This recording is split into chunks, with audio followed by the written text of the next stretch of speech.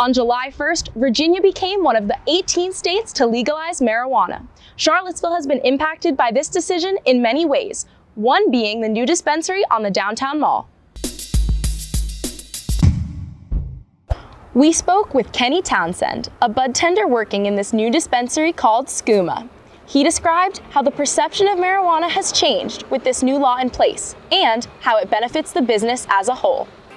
People are more accepting, more understanding now that, it's not as stigmatized as it was years back, and people have been able to take a much more look on the medical side. I'm very happy for the level of research that they're able to go into it right now. The journey to legalize marijuana was a long one, with many obstacles along the way. Professor Bonde, who worked as the Associate Director of the National Commission on Marijuana and Drug Abuse, talks about some of these challenges.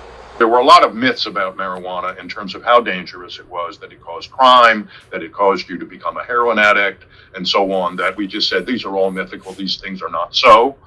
But on the other hand, this is not a harmless drug.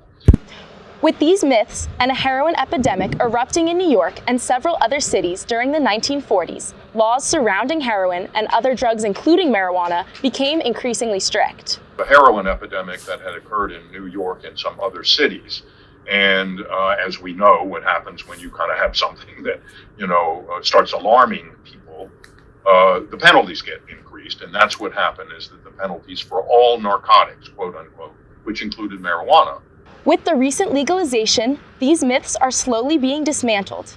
Now we continue to navigate what the legalization of marijuana means in Virginia and how to regulate its use in a safe and effective way. And as I said, I think Virginia, is in a position to actually maybe be helpful as a model for other states, in this area. So again, I think moving to a regulatory scheme is a perfectly sensible thing to do. It should just be done and careful.